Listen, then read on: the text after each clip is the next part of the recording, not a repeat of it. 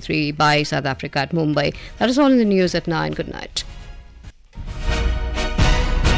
This is Akashvani. In the program Spotlight, now we bring you a discussion on government initiatives in the cooperative sector. The participants are Hema Yadav, Director Vaikunth Mehta National Institute of Cooperative Management, and Sonu Sud, Anchor. Union Home Minister and Minister of Cooperation, Shri Amit Shah, launched the first multi-state cooperative society for exports of India, which will provide a global platform for the country's organic products and share half its returns with farmers. Launching the enterprise, he said, it is one among 3 national cooperatives being planned by the Modi government. To discuss this landmark development and the various government initiatives in the cooperative sector in the recent times, we have with us Director of Vaikunth Mehta National Institute of Cooperative Management, Sushri Hema Yadav. Hema ji, warm welcome to you on Akashvani. Thank you so much. Hema ji, how do you see this development? How exciting is it for our agricultural sector, for the farmers, and for putting India on the global stage in agricultural exports? Yesterday was a remarkable day when we saw this National Cooperatives for Exports Limited, NCEL, which was launched very enthusiastically. There was a launching of a logo, a website, and the brochure for the cooperative export body by the Honorable Minister for Cooperation, Shri Amit Shah ji, and the Minister, Shri Piyush Goyal. This has been an unprecedented kind of step because this has been a very well thought out thinking where the cooperative sector, wherever there is export potential, will be able to tap the global market and will have access to the export market. As it is very well known that there are 8 lakh cooperative societies in the country with over 29 crore members. And all these cooperative societies strive to be member-centric. They strive to be social in their nature of work, but at the same time, they all need to have some business to keep the cooperative societies running profitably and into a good economic model. And this NCL will help the cooperative societies to tap the global export market. It will also handhold them to produce and manufacture the products that comply with the international standards. The Honorable Minister also laid stress that the most important thing is to have access to the market. Here it is the global market. Access to the market, which is defined by both price and quality, much would depend on that how strongly are we able to handhold the capacity of the primary cooperative societies to produce the goods, manufacture products, which can have access to the markets, which are pretty stringent where quality is concerned. So in that way, NCL, which has this objective of linking the PACs with the APECs, is a remarkable step which is going to bring the prosperity in the complete value chain and bring the better profits to the farmers and the small-scale producers that we have in the cooperative society.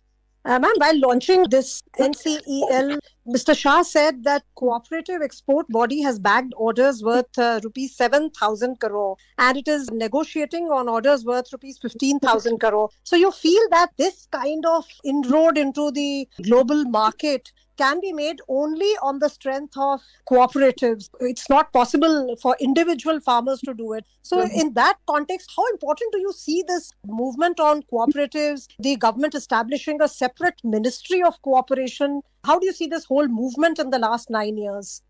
Reckoning the strength of the cooperative society, that means the 8 lakh cooperatives is a huge number. We have the largest number of cooperative societies in the world. And reckoning the power of cooperatives, that it is the movement of the people. So looking at the power of the cooperative societies with 29 crore members, this is the sheer remarkable figure that we have in the country. Now these members, they are also producing goods. They're also producing agriculture produce. They also produce other items which go into the industrial products, From cotton to cocoa to the pharmacy to the agriculture products. There's a whole range of produce that the cooperative societies are producing. And then they go into the other value chains where it would go into processing or it would go into some other formation of the value items. So when we talk about India marching towards, 5 trillion economy, the Ministry of Cooperation with its formation has been pushing all the cooperative societies to work in an integrated, cohesive way so that the profitability of the cooperative societies can result in better benefits and realization of its contribution into the 5 trillion economy. So as we march towards 5 trillion economy, the aggregation by the cooperative societies is going to play a big role in bringing these aggregated values and calculation of the profits right from the top to the bottom. So the cooperative societies and the Ministry of Cooperation has a bottom-up approach. So the transformation has to start at the rural areas. And then we build it up and link it up to the higher order markets. This kind of transformation can only take place through the cooperative society. And when you see the initiatives of the Ministry of Cooperatives, a very well thought out plan is already there. Very, very fast, accelerated kind of steps have been taken to make the cooperatives vibrant. At the same time, ministry is kind of focusing on increasing the number of packs to 2 lakh. More and more cooperative societies can be better organized. More and more cooperative societies can be networked, and they can have cooperation amongst the cooperatives to have this kind of integrated value realization. Absolutely, ma'am. So as you said that this is with the broad objective of the government, which is inclusivity. And you mentioned primary agriculture credit societies, also PACs, which are numbering over 1 lakh now, or which are helping credit flow at the local level, at village level. Apart from agriculture, ma'am, you feel that cooperative model has also helped a lot in the banking sector, in the housing sector. How would you see that? As you just rightly pointed out, inclusivity is the core of cooperatives, and the financial inclusivity and digital inclusivity is something that the cooperative credit societies have been working for a very, very long time. The cooperative society members find it easier to get the loans from the credit societies rather than approaching a national bank when the documentation could be too heavy. But here, the banks are locally available. So getting the inclusivity through packs in the rural areas and in the urban areas also, as we see a shift in the demography in the country, we need to focus on the urban areas also. So the urban cooperative banks are also playing a big role in priority sector lending. They are giving a big role in kind of dispensing the small credits to the people, the artisans, the small vendors, the small people who are working in the urban areas. So right from the banks to the state cooperative banks to the urban cooperative banks and the credit societies, the whole range of the institutional mechanisms for the credit is available in the cooperatives. Regarding the housing, affordable housing is another challenge that the country would be facing, as we are the world's largest populated country of the world. How do we bring the housing affordable and a decent housing environment for the people is something that the cooperative societies have been looking after. Many of the states have housing cooperative societies where the members of the housing society sit together and they make a decision. The availability of houses at affordable, well-managed housing cooperative societies is something that these housing cooperative societies have been doing for a pretty long time. So bringing the ease of living is something that the cooperatives through the production to the services has been doing for a long time. And now when you see the lot of initiatives of ministry, we are also saying parks to do these kind of services, getting service oriented. They should be having a capacity not only deliver the products, but also deliver the services, be it insurance, be it banking or a common service center, or to the distribution networks, distribution of water, electricity, LPG. These are services. So there has been a constant, steps and very, very strong steps to make the cooperative societies to be able to deliver these services, products in the best of the way. So, ma'am, cooperatives earlier had a very restrictive image. They were at a small scale. But now you feel that the scale of cooperative sector has also gone up immensely. Like if we see at the main objectives which have been outlined by Amit Shah ji for NCEL, the objectives are increasing exports, enriching farmers, changing the crop pattern, providing global market for organic products, gaining a place for India in the global market for biofuels, and strengthening the cooperative sector. So you feel it has become an all-encompassing movement which is benefiting every sector of the economy, and the ministry is working towards modernizing the cooperative movement. It's very well set out for the 6 objectives of the LCL for increasing exports, and how do you raise the income of the rural farmers.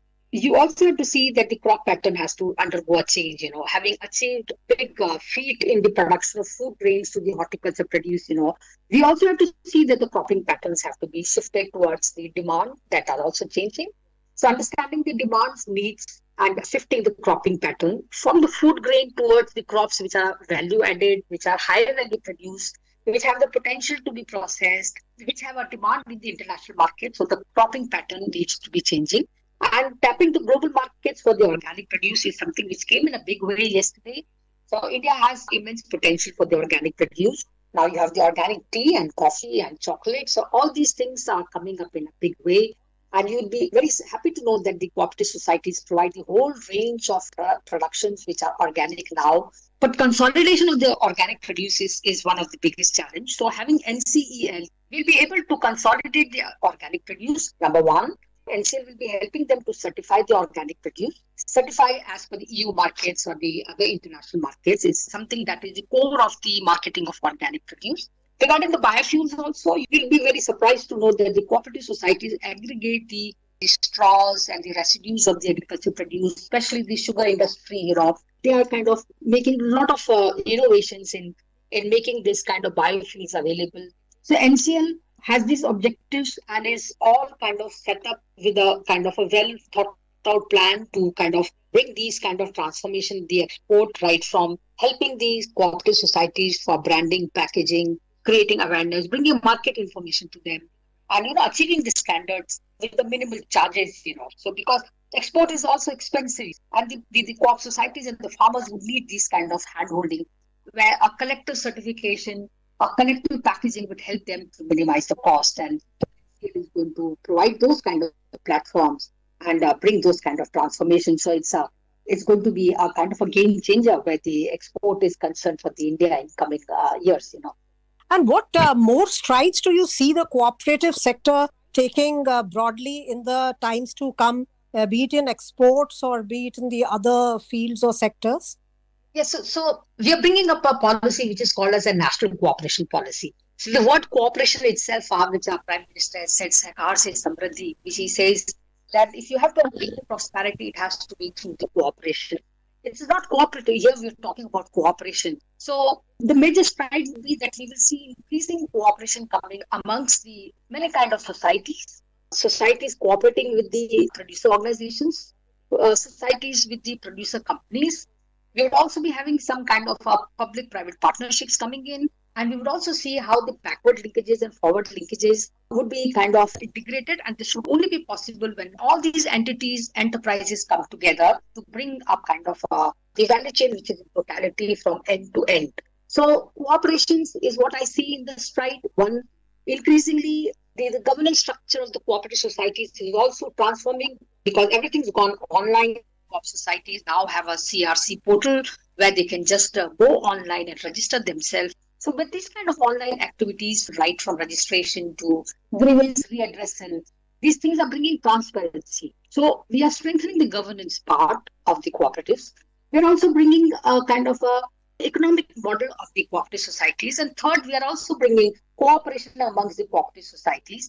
Fourth, we are bringing vibrancy. And fifth, accelerating the cooperative movement so that cooperative sector can become one of the strongest pillar of the Indian economy. So, ma'am, looking at the current environment where technology is changing so fast, India has become an example of a fastly digitizing economy. It has become a role model. In that context, you feel that cooperatives will also be modernized at a fast pace and they will be technologically able? Yes, so we see a lot of technology infusion coming in the cooperative societies now. And as the digitech is coming up, and we have these kind of digital initiatives coming up in the medium and small enterprises, where cooperative sectors are also having the MSMEs. We see digital transformations taking places in banks, where they are now kind of dispensing the financial inclusivity. They are achieving inclusivity through the end-to-end digital networks that they have. DBT is in place. There's a cybersecurity in place in the banks. The customer centricity in the banks is available. You see the sugar industry now, which they have a blockchain technology available. You see the packs being computerized is going to be the biggest digital transformation that can take place. Packs with the computerization can become multi-service. They can have more kind of accountability. They can have linkages. You see a model which is coming as a transparent, well-governed, accountable, with backed by our technology coming up in the cooperative societies. Thank you so much, ma'am, for this comprehensive discussion and giving us an insight into the various developments that are taking place in the cooperative sector and how we are moving forward on the Prime Minister's dream of Sahkarita Se Samriddhi. Thank you, ma'am. Thank you. You were listening to a discussion on government initiatives in the cooperative sector. The participants were Hema Yadav, Director Vaikunth Mehta, National Institute of Cooperative Management, and Sonu Sud, Anchor. This program was produced and presented by the News Services Division of Akashvani. You can listen to it on our mobile app News on AIR. This program is also available on our YouTube channel, News on AIR Official.